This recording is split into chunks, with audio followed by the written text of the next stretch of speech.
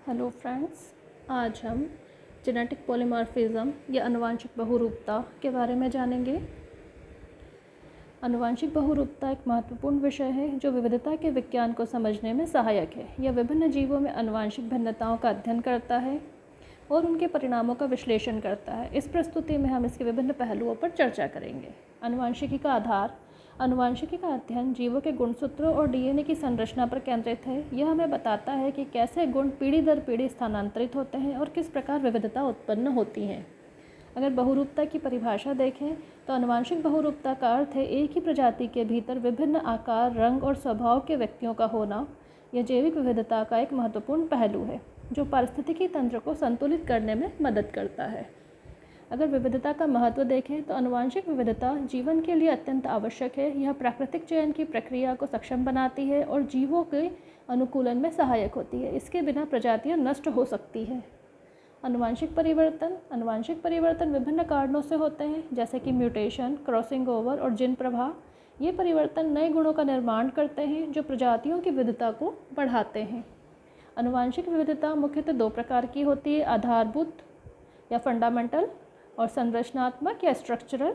आधारभूत विविधता में गुणसूत्रों की संख्या में भिन्नता शामिल होती है, जबकि संरचनात्मक विविधता में गुणों की भिन्नता होती है। प्राकृतिक चयन की एक प्रक्रिया है जिससे जैविक विविधता बढ़ती है।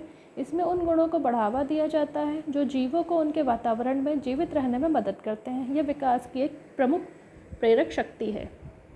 आनुवंशिक रोग आनुवंशिक बहुरूपता का एक नकारात्मक पहलू है। ये रोग जीन में परिवर्तन के कारण होते हैं और यह व्यक्ति के स्वास्थ्य को प्रभावित कर सकते हैं। समझदारी से इसका अध्ययन आवश्यक है।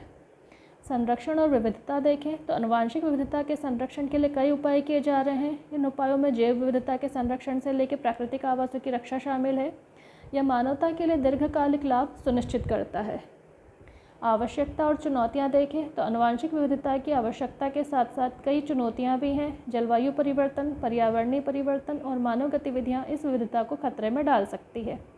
इन चुनौतियों का सामना करने के लिए ठोस कदम उठाने की आवश्यकता है।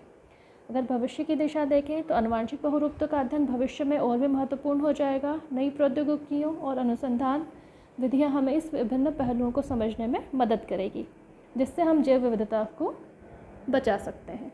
निष्कर्ष: आनुवंशिक बहुरूपता और विविधता का अध्ययन न केवल विज्ञान के लिए महत्वपूर्ण है, बल्कि यह मानवता के लिए भी आवश्यक है। इसके संरक्षण और समझ से हम पर्यावरण और जैविक संतुलन को बनाए रख सकते हैं।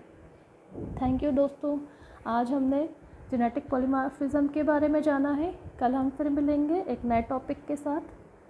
Thank you.